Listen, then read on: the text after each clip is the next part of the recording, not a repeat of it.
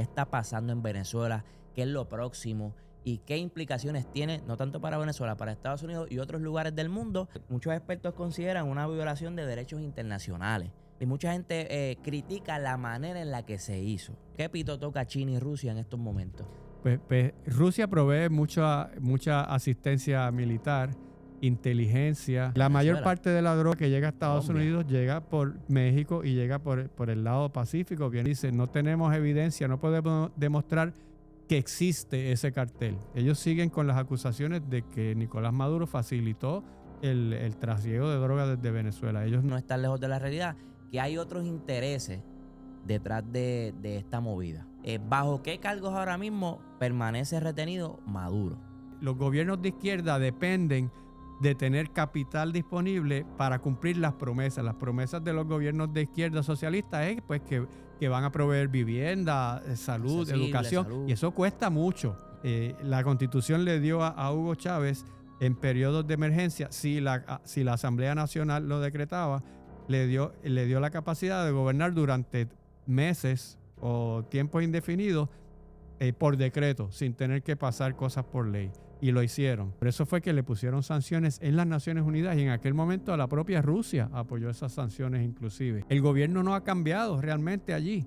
Se fue el presidente, pero todas las estructuras, todas las personas que estaban, excepto algunos que otros, concentrando los poderes en la rama ejecutiva, haciendo que la rama legislativa, la Asamblea Nacional, fuera una marioneta del presidente. Vamos allá, bienvenidos a otro episodio acá en Anton Media, en el día, noche, tarde, mañana, madrugada, donde el momento que usted esté viendo este video, estamos a una semana, quizás más o menos por ahí, de lo que estuvo pasando en Venezuela, el gobierno de los Estados Unidos, donde sacaron a Maduro de Venezuela y fue llevado, ¿verdad?, para así hacerlo o cumplir o pase juicio sobre lo que estuvo haciendo en Venezuela.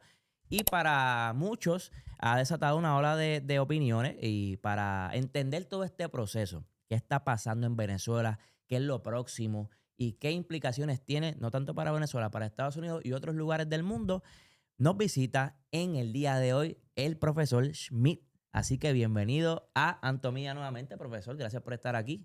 Gracias, Anto, por la invitación. A mí me encanta conversar contigo y estos temas pues me apasionan. Y vamos a ver, para ir poco a poco hilvanando todos los detalles que están sucediendo para que tu audiencia pues pueda entender un poquito mejor lo que sucede. Así mismo es. Así que, y antes que todo, ¿verdad?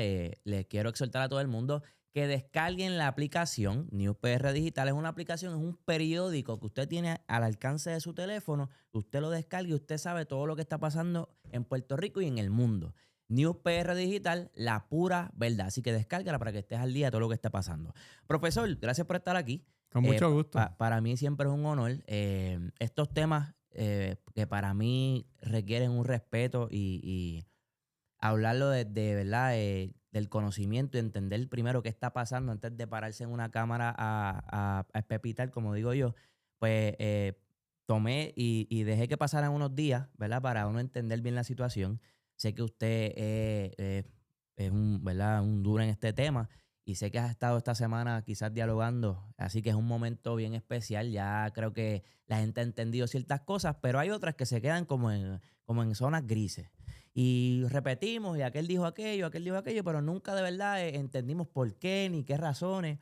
Así que este podcast es para eso. O sea, que si usted conoce a alguien, tiene un tío, un primo, o quizás usted, cualquier persona que conozca que usted cree que le interesa el tema, pues este podcast lo vamos a explicar al detalle. Así que compártalo, dale like al contenido y suscríbete a este canal. Profesor, yo creo que estamos claros que Venezuela había ya decidido a quién quería como líder y no se hizo la voluntad del pueblo. Así que podemos decir, y estamos claros, que Nicolás Maduro estaba allí porque le dio su gana. Y estamos claros en eso, ¿no? Estamos de acuerdo, sí. Ok. Habiendo dicho eso, ¿qué le depara a Venezuela en estos momentos? Estamos hablando de días de la extracción de Maduro. ¿En manos de quién queda Venezuela? Y al sol de hoy, ¿qué ocurre en Venezuela ahora mismo, en Venezuela? ¿Qué está ocurriendo, o sea, políticamente hablando? Esa es la pregunta más importante porque a veces perdemos de perspectiva que lo fundamental aquí son los seres humanos que viven allí, la calidad de vida de estas personas, su bienestar y los venezolanos, los millones de venezolanos que viven fuera del país, gran parte de ellos se han tenido que ir por la crisis económica y política que vive el país. Así que nunca perdamos el foco, la perspectiva de que eso es lo importante, porque a veces uno piensa esto como unas fichas de ajedrez y se va por temas otros que son interesantes, pero estamos hablando de personas, seres humanos con nombre y apellido que han estado padeciendo y que están todavía padeciendo y que lo que suceda allí, ellos son los que van a pagar las Correcto. consecuencias, buenas o malas, va a ser directamente a ellos. Nosotros estamos mirándolo desde lejos. Ahora mismo no es seguro qué suceda allí porque lo que sí sabemos seguro es que removieron al presidente Maduro, a su esposa, y que tomó el poder la vicepresidenta, porque es la constitución, Ujú. Delcy Rodríguez lo dice, y que su hermano Jorge Rodríguez es el que preside la Asamblea Nacional, el poder legislativo, y que de momento hay cierta estabilidad dentro del país. No ocurrió lo peor que podía suceder, que era que se hubiera desatado una violencia masiva, que se hubieran desatado dos bandos uno contra otro, porque en Venezuela hay muchas armas. Aparte de las Fuerzas Armadas, está la Guardia Nacional y hay como 200.000 personas armadas a través de todo el país, colectivos, paramilitares, no se llaman así, pero eso es lo que son, Ujú. porque actúan como si fueran militares sin ser formalmente parte de las Fuerzas Armadas. Y la sociedad venezolana no está unida, está muy dividida, porque si bien es cierto lo que tú señalas en las elecciones, a todas luces Nicolás Maduro en el 2024 perdió esas elecciones, pero eso no quiere decir que 100% de los venezolanos votaron en contra de él. Hay Correcto. millones de venezolanos que favorecen a Maduro y favorecen el gobierno Y que están en chavista. las calles ahora mismo y están también haciendo valer, ¿verdad? Su opinión y están, pues la gente ve y yo veo en la noticia y los veo que están protestando, pero sí, pero Maduro tiene un dron de gente a su favor también. Claro, como siempre, o sea, siempre que en un país va a haber Ujú. personas de un bando y del otro, y puede que en un bando haya más, pero no quiere decir que en el otro no haya muchos también. Además, el gobierno no ha cambiado realmente allí.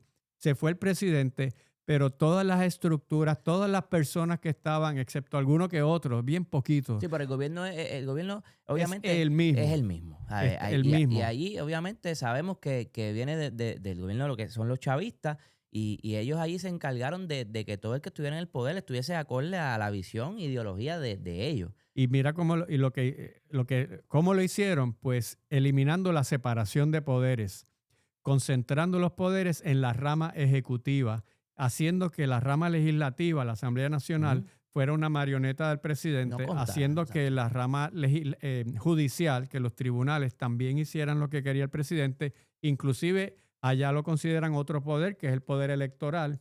En otros países se hace eso, también seguía los designios del propio presidente. Por eso es que se dice que es una dictadura, porque cuando se concentran los poderes en el presidente, en la rama ejecutiva, se pierde el equilibrio y el presidente no tiene quien lo fiscalice. Y el presidente, no solamente él, sino todas las otras instituciones que dependen de la rama ejecutiva, pueden actuar sin que haya un contrapeso. Ujú. Por ejemplo, si la policía es parte de la rama ejecutiva, pero si un policía violenta los derechos de un acusado o de alguien que está interviniendo, esa persona puede llevar a ese policía a los tribunales y el poder entonces judicial puede decidir si la rama ejecutiva violó la ley sobre este ciudadano. Pero si el poder judicial hace todo lo que la rama ejecutiva diga, esa brutalidad o esos excesos, esas violaciones de derechos, no se van a fiscalizar, sino que los jueces le van a dar siempre la razón a la rama ejecutiva. Y eso es lo que ha estado sucediendo en Venezuela, en Nicaragua, y en fin, eso es la esencia de por qué es que puede suceder eso, por qué es que en las elecciones no se hizo valer la voluntad del pueblo, pues porque el poder electoral sigue también, no es independiente, no es autónomo, sino que hace lo que la rama ejecutiva de esa diga. Y eso no ha cambiado en Venezuela. A largo plazo, eso va a ser lo más difícil que suceda allí Pero si eso no Poder pasa, cambiar. no va a haber democracia en Venezuela. Puede haber un gobierno capitalista, que no lo está ahora. Podría haber un gobierno proamericano, un gobierno que se salga de la esfera china y rusa, pero si ese gobierno no transforma sus instituciones y separa los poderes de hecho, no en papel como aparecen allí, sino de hecho, empiezan a actuar independientemente cada una de esas ramas. Si eso no sucede, entonces Venezuela habrá cambiado una dictadura por otra. Y eso es lo más difícil, porque eso toma muchos años desarrollarse y Venezuela fue perdiendo eso poco a poco, porque estas cosas no se dan de la noche a la mañana.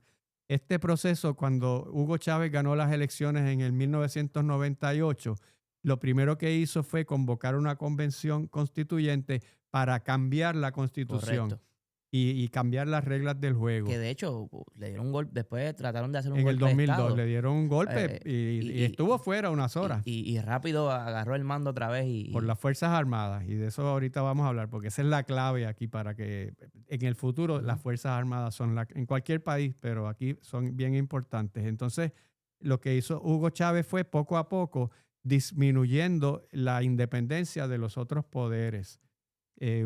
Primero hubo unas elecciones temprano, después que él era presidente, en las que la oposición las boicoteó, no participó. Ellos mismos después, en aquel momento estaba Enrique Capriles dirigiendo la oposición, y ellos mismos después admitieron que eso había sido un error, porque entonces la Asamblea Nacional, 100% de los escaños eran chavistas, eran del Partido Socialista Unido de Venezuela, que ni siquiera había allí habrían estado en minoría y todo lo que decían, pero por lo menos habrían podido estar allí para llevar a cabo una voz.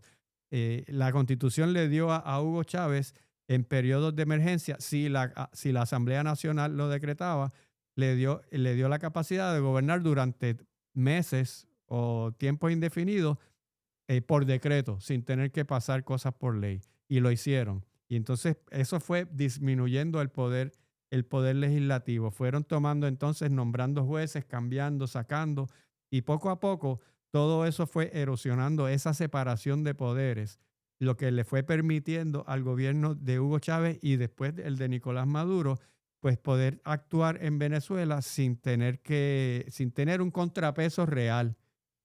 Y estas elecciones del 2024, la oposición tuvo una oportunidad real de asumir el poder por la presión internacional que estaba recibiendo Nicolás Maduro, que no tiene la astucia política que tenía Hugo Chávez. Él no tiene el mismo apoyo que tenía Hugo Chávez. Y de hecho, Hugo Chávez tuvo unos aciertos muy grandes al principio de su administración. Inclusive las Naciones Unidas lo reconoció. Sacó a millones de personas de la pobreza, sacó a millones de personas del analfabetismo, porque las cosas hay que decirlas como son. ¿No? Uno no puede tampoco ser ciego y no reconocer cuando ha habido logros. Esos los hubo. De la misma manera que te digo que hubo una centralización y se fue erosionando la democracia, también tengo que reconocer que a nivel social hubo unos logros bien grandes, y en parte eso explica por qué el chavismo todavía tiene tanto arraigo, porque hay mucha gente que realmente mejoró su calidad de vida en un momento en el que el precio del petróleo estaba a 120, 150 dólares el barril, y el gobierno venezolano podía vender, no estaba sancionado, podía venderlo en los mercados internacionales y tenía el capital para poder distribuirlo, porque los gobiernos de izquierda dependen de tener capital disponible para cumplir las promesas. Las promesas de los gobiernos de izquierda socialistas es pues que van a proveer vivienda, salud, educación, y eso cuesta mucho. ¿Y de dónde sale ese dinero? ¿De dónde sale eso? ¿De dónde cortamos exacto. Y cuando hay bonanza, por eso es que en América Latina, en los primeros 10 años, 14 años del siglo XXI, hubo tantos gobiernos de izquierda en Ecuador, en Bolivia, en diferentes partes, y que tuvieron muchos éxitos en términos de programas sociales porque tenían de dónde sacar eso. En el 2014 el precio del petróleo se desplomó. Ya en el 2014 está Maduro. Y ese modelo de utilizar los recursos del petróleo ya empezó a secarse.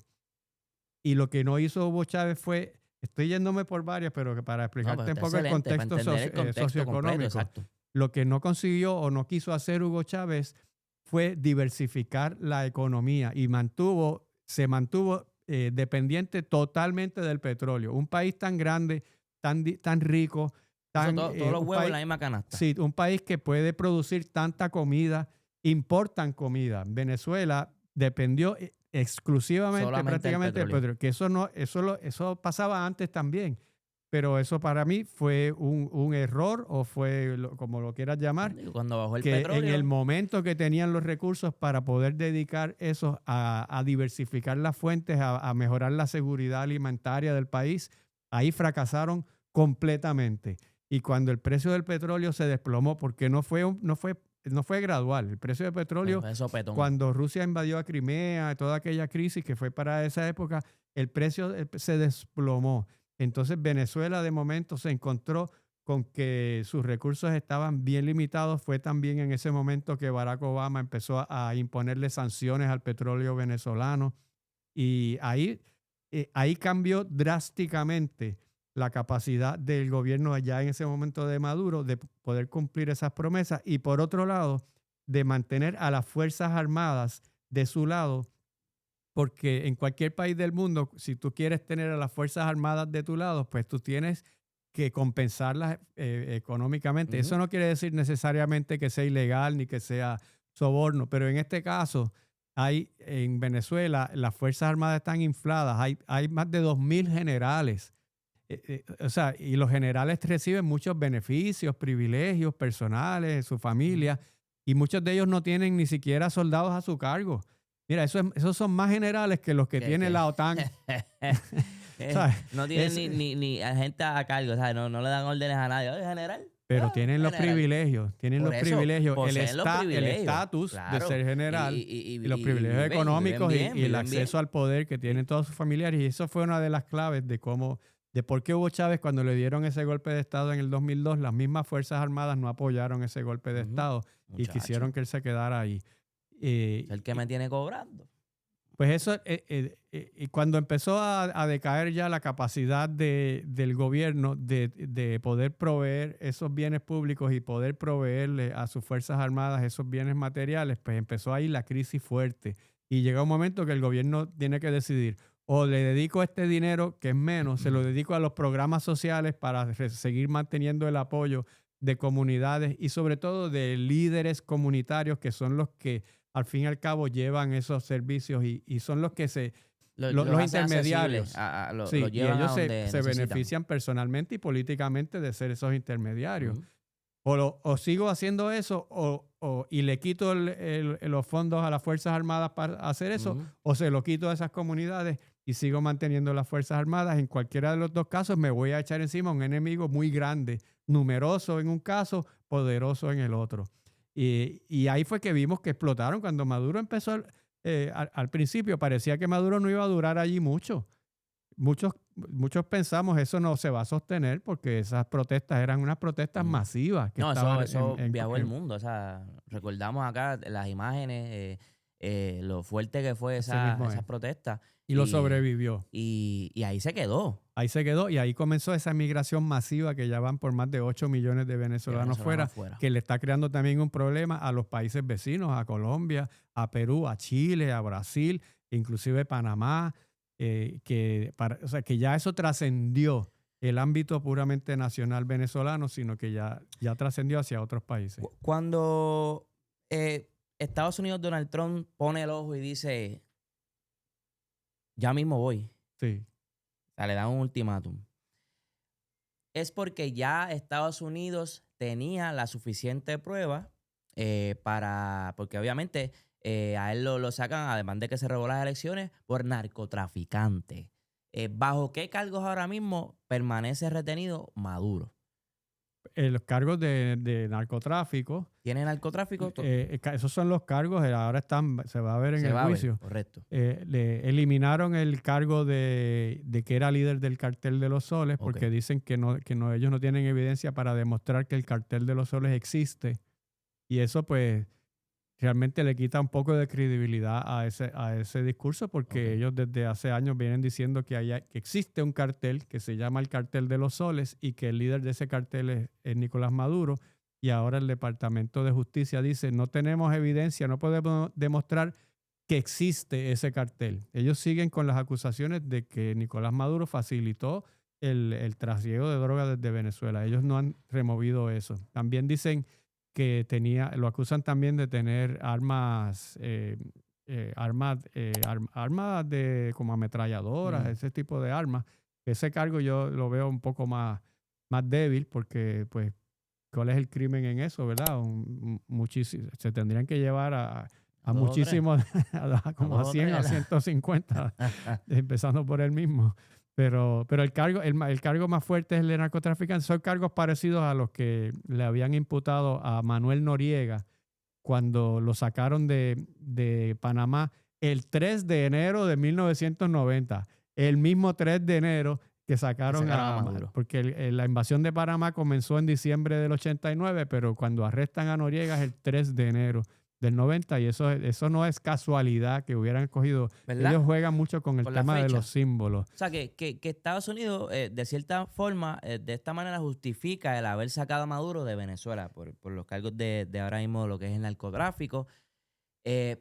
Pero mucha gente, profesor, dice que si fuese por eso, entonces Donald Trump, ¿por qué no se ha metido en otros lugares? Que sabemos que también hay algo raro ahí. Y mucha gente pues piensa, y yo creo que no está lejos de la realidad, que hay otros intereses detrás de esta movida. Bueno, seguro, pero ellos fueron construyendo desde enero del 2025, fueron construyendo toda una narrativa, primero declarándolo narcotraficantes. Entonces Donald Trump declara que los narcotraficantes no son criminales comunes, sino que son terroristas. Así que los pone en la misma categoría de ISIS, de Al-Qaeda. Ya no es un criminal que va a la policía y lo mete lo arresta y lo lleva por el proceso que lleva a cualquier civil, sino ya es como si fuera un combatiente que ya va por la línea militar. Y así crean la base jurídica dentro de Estados Unidos y fuera de Estados Unidos para poder tratarlos como si fueran un enemigo, como si fuera un ejército, como si estuvieran en una guerra combatiendo, ¿verdad? Por eso es que justifican el hundimiento de las lanchas, porque ellos dicen esto es una guerra. Y en una guerra, pues si están los dos frentes uno contra el otro, usted no va a ir y arresta al soldado del otro lado, usted le dispara. Usted va a disparar. En ese contexto, y lo justifican, usted puede diferir de esto, por supuesto, esto es un debate. Claro. Yo estoy explicando cómo ellos lo presentan. Y lo presentan desde la perspectiva de que eso atenta contra la seguridad nacional, igual que como cuando destruyeron las Torres Gemelas, que eran terroristas y fueron a Afganistán y dijeron, es que esto es nos declararon la guerra, pues allí vamos. Pues esta gente nos declaró la guerra porque están promoviendo un ataque a nuestros ciudadanos. Así es como lo justifican. Pero fíjate qué curioso, que obviamente yo no puedo decir que Donald Trump eso no sea una intención legítima que él tiene, que él quiere proteger a su población de las drogas. Eso yo no sé lo que hay en la cabeza de él. Porque en efecto sabemos que sale y se exporta mucha droga a los Estados Unidos. Se exporta. La mayor parte de la droga que llega a Estados Unidos llega por México y llega por el lado Pacífico, viene de Colombia, viene de Perú, no viene de Venezuela. Eso es relativamente... Es grande en términos absolutos, si ven los números, pero en términos comparativos, pues no es tanto. Y el fentanilo no viene de Venezuela. Ahora bien, las intenciones, fíjate que en la conferencia de prensa que da Donald Trump, después de que removieron a Maduro, inmediatamente al otro día, él no mencionó en ningún momento la democracia, no mencionó los derechos civiles, mencionó 20 veces el petróleo, eso sí. Y en eso, pues, él ha sido bastante directo, que Estados Unidos quiere tomar control del petróleo venezolano y sacar del medio a los intereses económicos chinos y rusos e iraníes de la película y que Venezuela se salga de la esfera de influencia de China y de Rusia, ya en términos políticos, y que se mueva hacia la zona de influencia de Estados Unidos. Mucha gente pensó, profesor, ahora que lo menciona, que eso iba a ser un problema para los Estados Unidos porque China y Rusia estaban detrás, ¿sabes? De toda esta movida. ¿Qué pito toca China y Rusia en estos momentos? Pues Rusia provee mucha asistencia militar, inteligencia cibernética y armas también. Y particularmente en el tema del petróleo, Rusia le ayuda a Venezuela a poder vender su petróleo por fuera del mercado tradicional, porque como Estados Unidos y a otros países le han impuesto sanciones, le han prohibido a Venezuela vender el petróleo en el mercado internacional, y Rusia en eso tiene mucha experiencia, al igual que Irán, que también tiene sanciones, también en ese sentido es igual, también tiene prohibido vender el petróleo a nivel internacional, y ellos tienen una maquinaria bien aceitada de cómo sacar ese petróleo, llevarlo con barcos, los llamados barcos fantasma, que llevan bandera de un país que realmente no vienen de ese país para nada, cosa que también se hace mucho en el Canal de Panamá, pero por otras razones. Es para muchos barcos de carga ponen la bandera panameña para pagar menos impuestos cuando cruzan el canal.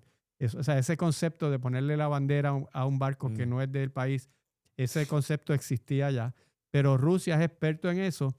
¿Y qué beneficio le saca a Rusia? Bueno, pues en el proceso de convertir el petróleo venezolano en petróleo ruso, convertirlo entre comillas, sino hacerlo pasar por el petróleo ruso, pues en ese proceso pues se lleva una tajada de la ganancia. Además de que le vende, al igual que Irán, le venden a Venezuela petróleo liviano, porque sabemos que el petróleo venezolano es pesado, al igual que el mexicano y el canadiense. Canadá es tiene las cuartas reservas más grandes de petróleo del mundo. No se habla mucho de Canadá. Que vaya, profesor, cuando hablamos de petróleo pesado, pues mucha gente cuando toca el tema del petróleo dice que ese petróleo de Venezuela es malo. ¿A qué nos referimos con petróleo pesado? Que necesita otra manera para operarlo, ¿no? Que necesita como más, pues quiero explicarle a la gente. Sí. ¿Qué significa que sea pesado y liviano? Es un petróleo que sale como brea, sale bien espeso. Y usted no puede insertarle ese petróleo a una refinería porque la tapa se daña, para ponerlo así en términos sencillos, ¿verdad?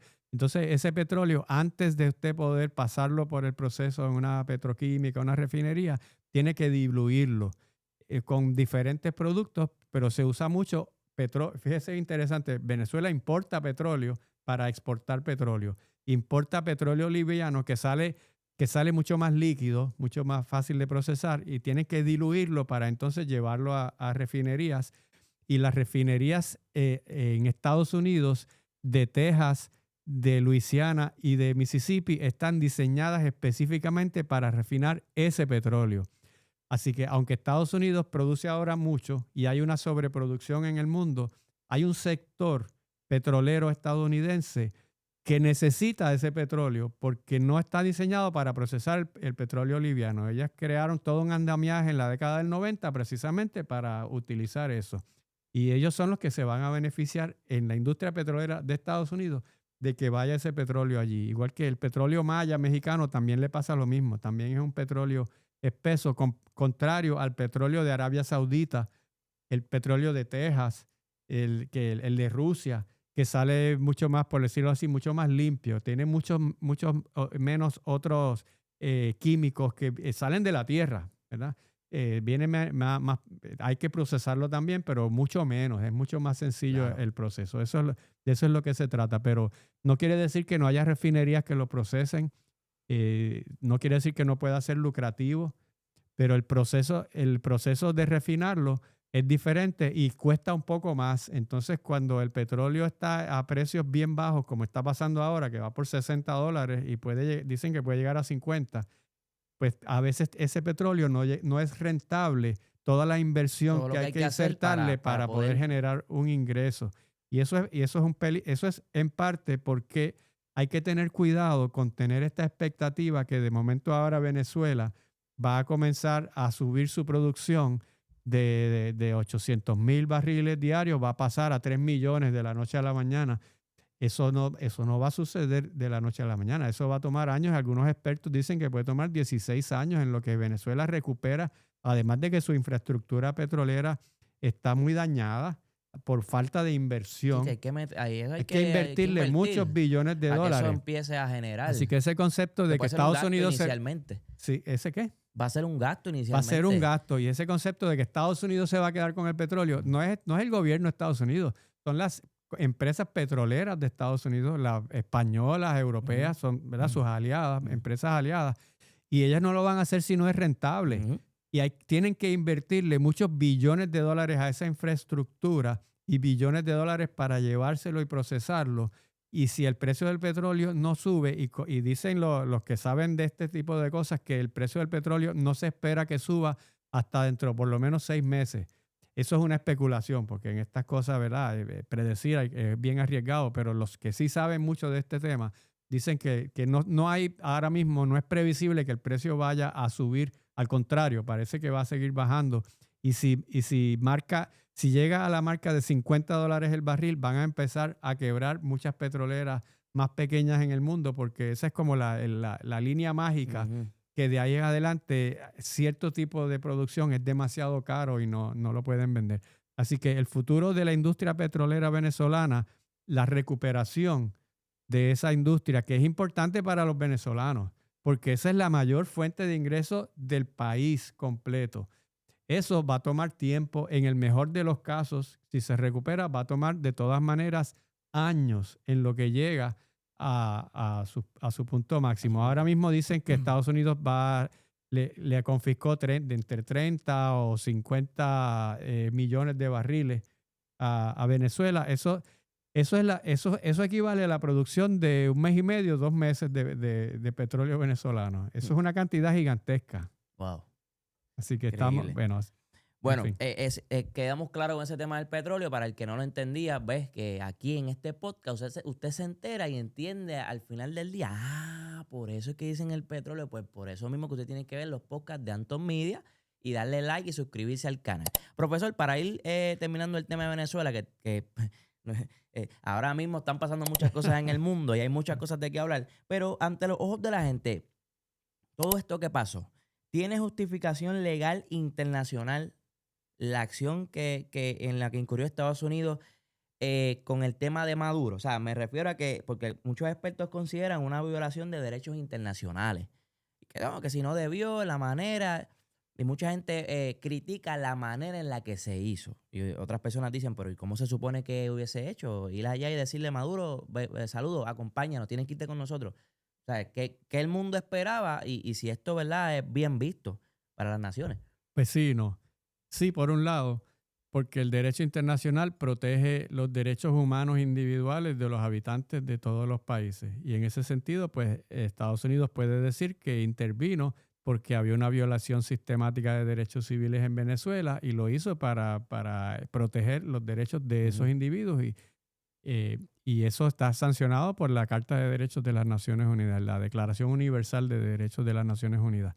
Pero no en el sentido de que las mismas Naciones Unidas, el derecho internacional, prohíbe que un país intervenga unilateralmente en otro país por la razón que sea, y mucho menos para obtener sus recursos.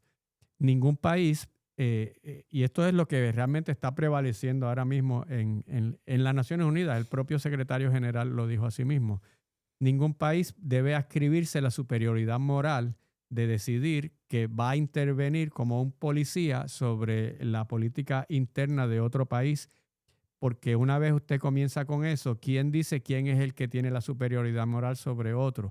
Y si vas a intervenir en Venezuela, pues porque hay violaciones de derechos humanos, pues vas a tener que intervenir como en 100 otros países donde hay violaciones iguales o mucho peores que esas. Y si usted va en esa dirección, entonces le das una fuerza, una potencia a un solo país, que un país no debe tener esas atribuciones, sino para eso es que existen las Naciones Unidas, para eso existe el Consejo de Seguridad, para que sea una decisión multilateral y no de un solo país.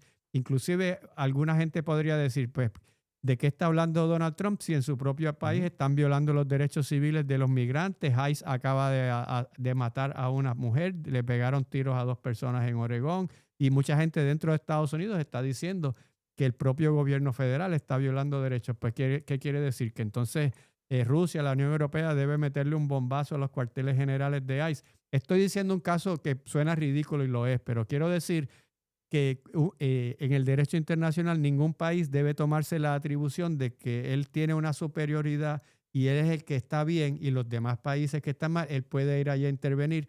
Por eso existe en las Naciones Unidas, para que eso no vuelva a suceder. Y una vez usted hace eso, entonces cambia las reglas del juego. Y eso es lo más peligroso de aquí, porque lo está haciendo Estados Unidos, que es el país líder, que fue el país que básicamente creó las instituciones con su liderato en el 1945, después de la Segunda Guerra Mundial, creó las instituciones que prevalecieron hasta hace poquito, porque están derrumbándose, las instituciones que querían evitar otra guerra mundial como las dos que habían Sí, pasado, precisamente porque los países que invadieron a otros en esas guerras utilizaban esa misma justificación.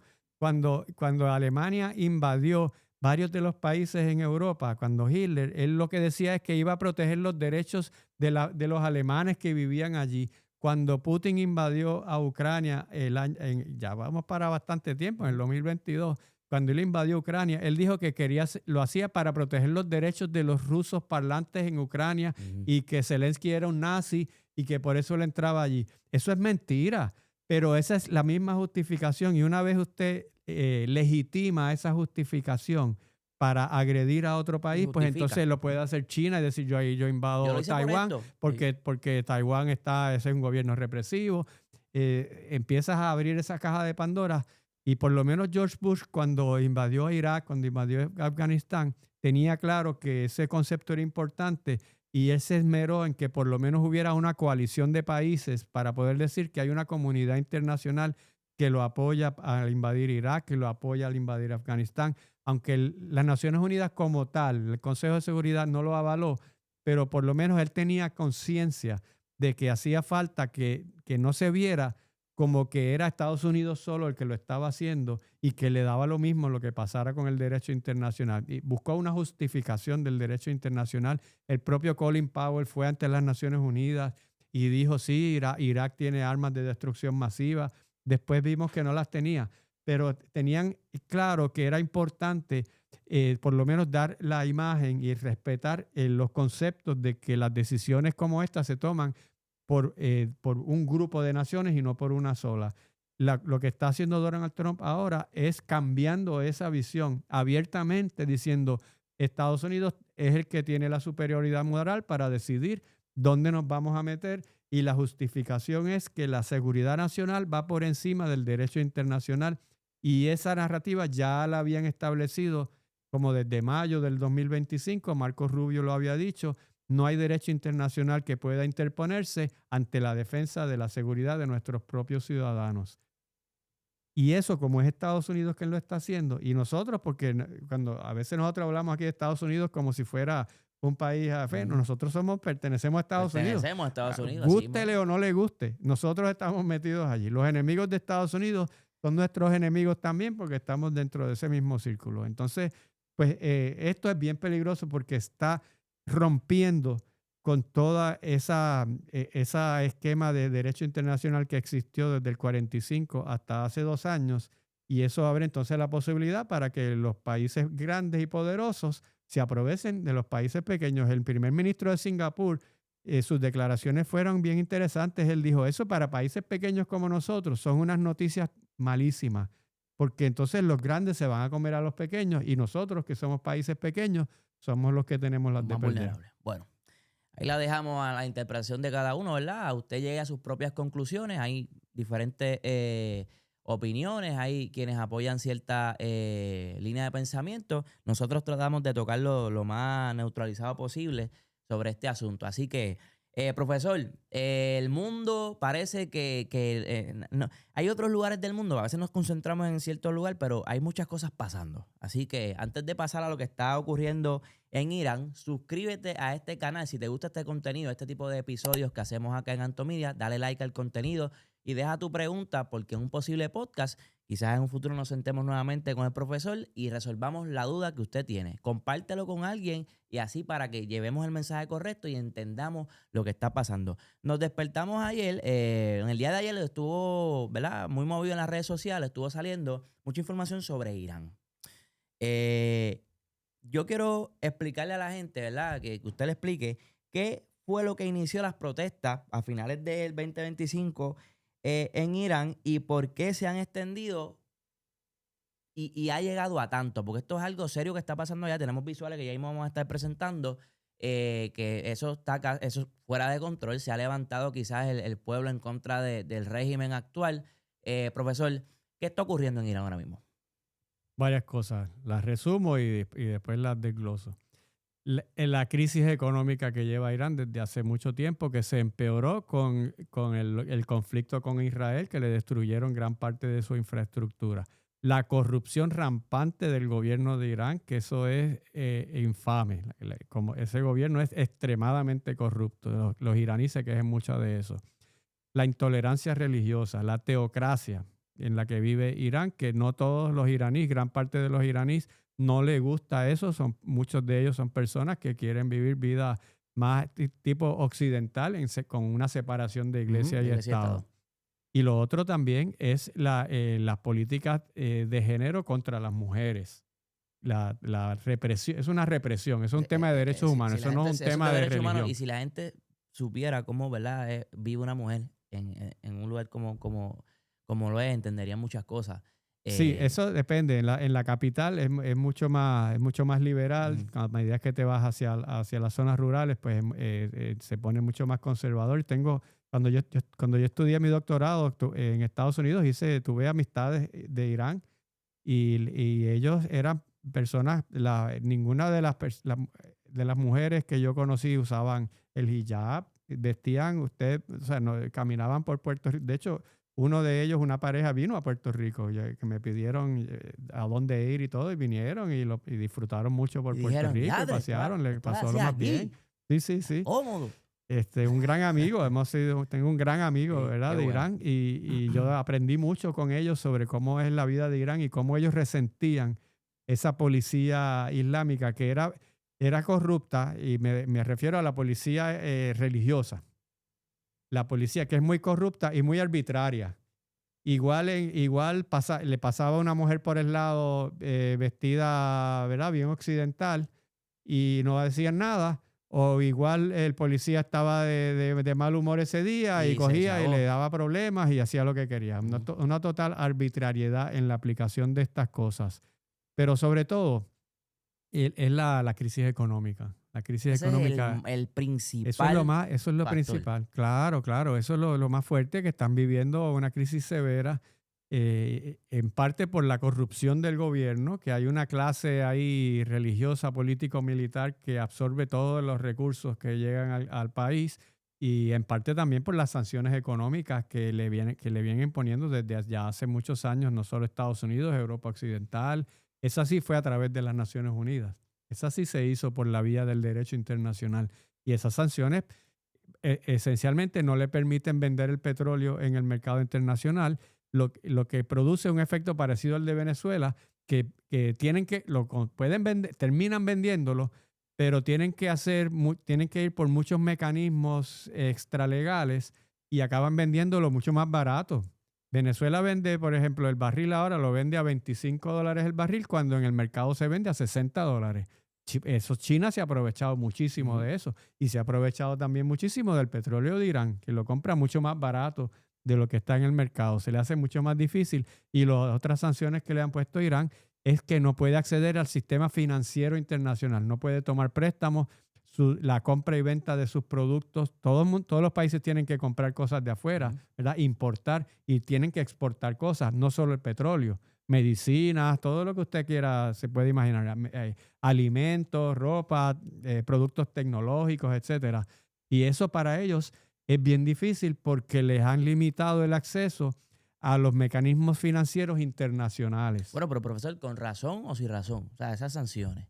Bueno, la razón es que Irán, era el programa nuclear de Irán, que Irán comenzó a desarrollar un programa para crear reactores nucleares para producir energía, y en el camino ellos podían haber hecho dos cosas. Una es comprar el uranio, como hacen muchos países que tienen reactores nucleares y lo compran a países que lo producen, o producir el uranio ellos mismos. O sea, refinarlo, vamos a decirlo, porque el uranio, cuando sale de la Tierra, no está listo para usted insertarlo en una central nuclear, sino que tiene que depurarlo a un nivel, a un por ciento de quitarle los demás elementos que están ahí y Limpiarlo. limpiarlo. Y para usted utilizarlo para producir energía, tiene que depurarlo a, digamos, un 10%. Las centrales nucleares más modernas, pues un 15%, no llegan a 20%. Para usted producir una bomba nuclear es el mismo proceso, pero lo depura a más de 60%, lo depura mucho más para poder, con ese petróleo, con ese uranio de una central nuclear, usted no produce una bomba nuclear. Tiene que depurarlo mucho más. Y entonces Irán decidió depurarlo ellos mismos. ¿Quiénes le enseñaron? Los pakistaníes. Le enseñaron científicos de Pakistán que habían desarrollado su propia bomba atómica poco tiempo antes. Y empezaron a depurar el uranio y rápido la comunidad internacional le pareció eso extraño porque un país que es un charco de petróleo, que puede producir toda la energía que le da la gana con su petróleo, ¿por qué tiene que recurrir a la energía nuclear? Pero eso es un asunto de política pública de ellos si lo quieren hacer. Pero además de eso comenzaron a purificar ese uranio mucho más allá de lo que se necesita para una central nuclear. No llegaron al nivel, al porciento de pureza que se necesita para una bomba nuclear, pero iban en camino definitivamente. Ya su nivel de depuración era más del doble de lo que se necesita para una central nuclear. Y en ese contexto, la comunidad internacional dijo, no necesitamos otro país que tenga bombas nucleares. Usted podrá decir, pero si Estados Unidos y Rusia la tienen, ¿con qué cara ellos le dicen a otro país que no la tengan? Pues con ninguna cara, tienes razón. Pero para el mundo entero es mejor que se queden esos países que lo tienen a que los demás sigan, porque si usted se imagina, en el mundo hay casi 200 países, si usted se imagina 200 países con bombas nucleares, eso es un mundo muchísimo más peligroso que un país con 9 u 11 países. Claro. Que tienen derecho a hacerlo, pero no nos conviene al resto del mundo. Por eso es que existe el Tratado de No Proliferación, del que Irán había sido firmante. Corea del Norte no es firmante de ese tratado, pero Irán sí se había comprometido a que ellos no iban, y por eso es que se iba a quedar, que los países que ya las tenían, eso no tenía vuelta atrás, pero que no había que añadir nuevos. Y ellos pues entonces pues la acusación de la Organización Internacional Atómica, de Energía Atómica Internacional, la Agencia Internacional de Energía Atómica, como se llama, era que ellos estaban violando eso. Y por eso fue que le pusieron sanciones en las Naciones Unidas y en aquel momento la propia Rusia apoyó esas sanciones inclusive. O sea que era bastante unánime que dos cosas, que Irán estaba en camino a producir las bombas nucleares y que no se lo iban a permitir. Ese consenso después se fue rompiendo y ya hay algunos países que apoyaban eso, ya no lo apoyan, pero las sanciones todavía están ahí. ¿Cuál ha sido, profesor, la respuesta entonces, verdad, del gobierno iraní? También quiero que expliquemos, ¿verdad? Esto por zona, digamos, está pasando algo en el norte, está pasando algo en el sur, son revueltas, protestas iguales, pero en cuestión general, ¿qué entonces ha hecho el gobierno o cuál es la contestación del gobierno a todas estas protestas que están siendo masivas y están escalando a un nivel bastante preocupante? Irán es un país enorme. A veces uno, ¿verdad?, pierde de perspectiva. Eso es un país gigantesco y es un país bien diverso y hay mucha diversidad étnica. Y, por ejemplo, hay una población grande de kurdos en Irán que también están aprovechando este espacio para movilizar sus propios intereses, que son la creación de un estado de Kurdistán que incluye a otros países además de Irán. Pero hay protestas generalizadas que se están envalentonando porque se están dando cuenta de que el gobierno tiene mucha preocupación de que sea contraproducente una represión masiva, que lo que provoque sea todo lo contrario, que lo que sea es que la población piense, si de todas maneras nos van a reprimir, si de todas maneras nos va a ir mal, pues ya vamos a tirarnos a todas, ¿verdad? Y ellos vivieron eso en una revolución en 1979. No es que ellos no son ajenos a eso. Ya ellos derrocaron al Shah de Irán y allí eso fue una revolución violenta. y establecieron trajeron al ayatollah, al Khomeini en aquel momento, no el que está ahora, lo trajeron de Francia porque él estaba exiliado. Él no estuvo en la revolución. Cuando él llegó ya la revolución se había dado, ya estaba hecho eso y entonces se montó allí. No, tampoco uno puede decir, este es el fin del gobierno teocrático del Estado Islámico de No se Irán. vislumbra en el Hay que momento. tener, bueno, es muy probable, ¿verdad? Están las condiciones para que eso suceda, pero aquí hay tantos elementos involucrados que tampoco uno puede decir con certeza, se acabó el régimen de Khomeini. Lo que sí hay que considerar es qué pasa si sucede eso. Si se cae la República Islámica de Irán, ¿qué lo va a reemplazar? Va a haber, así como hablábamos de Venezuela, si una vez se va Si Maduro, sacamos ¿quién este se va a quedar sistema, a cargo? ¿Cuál es? Porque usted crea un vacío de poder, porque bien ¿y que mal, quién lo tienen va a un tomar? control del orden. Tienen en un país, el gobierno, la función más importante, además tiene muchas otras, la más importante es mantener el orden, que no haya guerra civil de todos contra todos. Y eso lo ha hecho el gobierno de Irán. Ahora está perdiendo ese control. Si derrocan a ese gobierno, ¿quién va a reemplazarlo? Esa es la gran interrogante. ¿Va a venir el hijo del Shah, el príncipe que vive en Estados Unidos? Y él dice, yo estoy disponible. Voy para allá. Él tiene en sus redes, tiene inclusive hasta una organización que dice, yo estoy listo aquí. No es porque yo quiera ser rey, es porque quiero, ¿verdad?, el beneficio de mi pueblo y todo. Pero él lo sientan allí a él. ¿Y qué tiene? ¿A quién conoce él allí? Si él ha vivido gran parte de su vida fuera de Irán. ¿Qué control tiene sobre las instituciones allí? ¿Qué pasa sobre la región? Porque Irán es una potencia regional importante. Irán y Arabia Saudita se disputan el predominio sobre el Oriente Medio. Son grandes productores de petróleo. Son países que apoyan movimientos armados fuera de sus países, como es el caso de Yemen, que Arabia Saudita en la guerra civil apoya a un bando, que Irán apoya al otro bando. Los dos son los centros religiosos más importantes del Islam.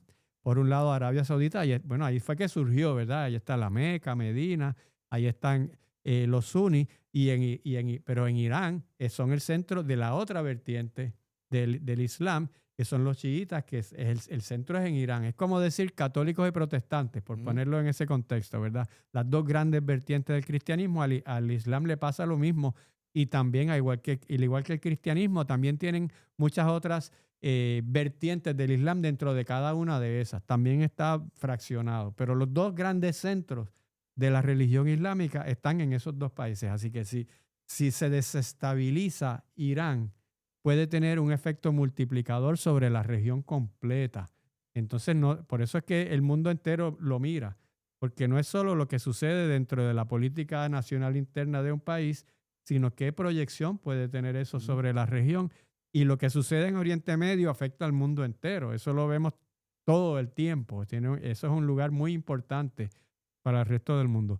Así que hay que estar bien a los que nos interesan estas cosas y a los que no les interesa también, porque todas estas cosas nos afectan. Sí, definitivamente. A veces uno piensa que eso es como en otro planeta, eso está pasando en Marte, pero mira, no es así. Todo tiene un efecto directo sobre nosotros. Yo estuve viendo también, leyendo, profesor, que parte de ¿verdad?, de las cosas que ha hecho el gobierno iraní, ordenaron un apagón total de internet. O sea, eso es como desconectar lo que está pasando allí de la realidad para que esto se quede acá. Eso es preocupante. No, pues claro, eso es represión, pero acuérdate, ¿te acuerdas de la primavera árabe en el 2010, 2011? ¿Cómo fue que explotó eso? ¿Cómo se comunicó la gente? Fue a través de Facebook. Las redes sociales cumplen, no solamente que el mundo entero se enteró, porque eso se publica y se ve en cualquier parte, sino que fue un mecanismo para poder convocar personas a llevar protestas en X o Y lugar. Bien fácil, tú pones un post en Facebook, tal día nos vamos a ver en tal plaza, todo el mundo que esté en contra de eso, allí nos vemos y ahí te aparecen 50,000, 100,000 personas. Eso pasó en muchos países de Oriente Medio. Y de hecho, ahí fue cuando el mundo entero se dio cuenta del poder que tienen las redes sociales en la política. Y así que ellos lo que están haciendo es reprimiendo eso, tratando de evitar que haya que se puedan comunicar y que puedan movilizarse y que pueda haber acción colectiva. A llevar a cabo una acción colectiva, usted meter 100,000, 50,000, 200,000 personas en un mismo sitio, eso es bien difícil. Eso es, o sea, cuando usted ve esas imágenes y ve decenas de miles de personas convocadas en un solo sitio, eso es un fenómeno. Claro. Ahí pasó algo bien grande. Nosotros lo experimentamos en el 2019. Eso no se da todos los días. Después del 2019, aquí a cada rato la gente dice, eso se va a repetir. No se ha repetido porque eso no es tan sencillo. Una acción colectiva de esta magnitud y las redes sociales son fundamentales. Así que por eso es que ellos están reprimiendo eso. Vamos a estar al pendiente, ¿verdad? Lo que está pasando. Esto es ahora, quizás días, empezando el año. Pero quería, ¿verdad, profesor, hacer este podcast, este episodio así, para ir en detalle, entender qué está ocurriendo, qué es lo próximo que puede estar ocurriendo en las próximas semanas, por ejemplo, en Venezuela, en Irán, entender pues, que es complejo, no es sencillo, esa gente se está peleando allá, no hay unas razones. Y el pueblo lleva mucho tiempo, ¿verdad?, resentiendo lo que es el factor económico. A eso súmale cientos de implicaciones, ¿verdad? Y el por qué tienen esa situación económica por las sanciones que se le han impuesto. Todo tiene una razón de ser, pero el punto de este episodio es entenderlo. Así que vamos a estar al pendiente de lo que esté pasando, tanto en las redes sociales, ¿verdad?, como en los medios del Puerto Rico y en el mundo. Y tratar de explicarlo en detalle en este espacio, ¿verdad? Siempre que el profesor tenga la oportunidad y el tiempo, así lo vamos a hacer. Profesor, tus redes sociales y dónde la gente puede encontrarte para mantenerse al tanto sobre todo lo que está pasando. Pues tengo varias. Tengo un programa digital que se llama Vistazo al Mundo, que está en el canal de Jugando Pelota Dura. Okay. Eso sale todos los martes a las 8 de la noche después del programa de televisión. Ahí yo hago estos análisis. Es un programa de media hora. Todos los martes sale ahí y hay unos cuantos ya hay varios programas allí. Pueden verlos allá. También tengo un canal mío de YouTube, Analista de Política, se llama así, o ponen mi nombre, Jorge Schmidt Nieto, y ahí van a ver, yo tengo presencia en prácticamente todas las redes sociales, yo posteo muchos videos, estoy bien activo en eso. Si pongan mi nombre, Jorge Schmidt Nieto, sí, en un buscador, van a ver y ponen videos, van a ver que aparecen ahí una cantidad grande, pero ahora mismo el que estoy produciendo más formalmente es ese programa Vistazo al Mundo.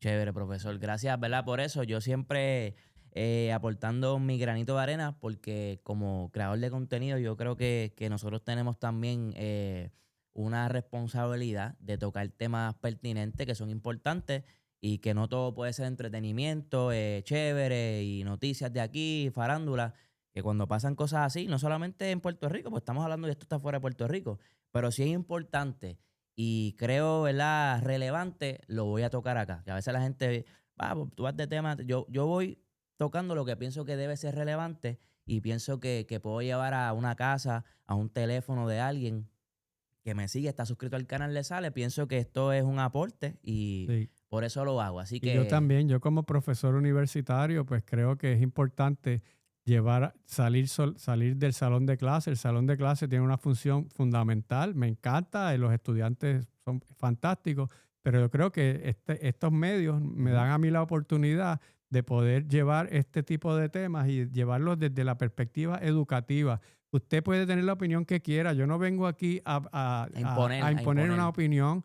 Obviamente, pues yo tengo mi forma de ver las cosas y usted puede estar de acuerdo, puede diferir, fantástico. Pero yo creo que nosotros necesitamos mucha educación política, más que propaganda política. Necesitamos conocer de los temas para que entonces las opiniones, las que sean, estén fundamentadas en hechos y no puramente en emociones y en lo que alguien me dijo y yo le creí a ciegas. Tenemos un problema, profesor, con eso en nuestras redes sociales. Yo pienso que hay mucha desinformación. Pienso que hay una modalidad de querer agarrar el tema y tener ese momento quizás viral por tocar la noticia en el momento que todo el mundo está hablando y a veces se dicen cosas que no son ciertas, no están corroboradas y llevamos un mal mensaje. Pero ya cogió 1 millón de views. pero como tiene Aunque un millón estuviera, de aunque views, fuera un disparate. correcto. Entonces vemos ciertas personas en las redes sociales, no solamente, no estoy hablando de gente en Puerto Rico únicamente, Claro. en el mundo, que porque el video está viral o el video tiene miles de likes y miles de comentarios, es real, es fidedigno, es algo de lo cual me puedo dejar llevar y no lo es. A veces un post que quizás no tuvo el engage que tuvo aquel, tiene la verdad y tiene lo que realmente está pasando y usted lo pasó, le dio swipe porque no Eso vio es así. views. Eso es Así así. que yo siempre hago el llamado de no es las vistas, no son los views, no son lo viral que puede hacer, es que tú lleves la información correcta y tengas la responsabilidad de hacerlo cuando te paras frente a una cámara. Y eso es lo que siempre trato de hacer yo acá. Así que gracias a todos por el apoyo. Los invito a ver el primer episodio también que grabé con el profesor. Va a estar aquí abajo en la descripción y va a estar al final de este video. Usted puede darle clic, quizás sale por aquí o por acá. Usted le da clic y lo ve de una vez. En ese entonces hablábamos de UTI, de los UTIs, Sí, de sí. Yemen. Traímos esa explicación y creo que hicimos algo grande, igual que acabamos de hacer, profesor. Así que a la orden siempre en Antomedia. Muchas gracias, Gracias Anto. por tu tiempo. Te felicito por el trabajo que haces. Gracias, profesor. Y la idea es inspirar a que más gente lo haga. Gracias a News PR Digital. Oye, la aplicación que tiene la pura verdad. Usted descarga esa aplicación en su teléfono, laptop, tableta, donde le dé su gana, y usted la baja, y usted cuando se levante por la mañana, hace así, ¡pap! Usted entra y lee, y usted puede ya saber lo que está pasando en el mundo en Puerto Rico, y usted se convierte en una persona que sabe lo que está pasando, está conectado, no está solamente perdiendo el tiempo en las redes. Así que News PR, la pura verdad, descarga la aplicación en tu dispositivo favorito. Nos vemos en el próximo video, corillo. Ahí está.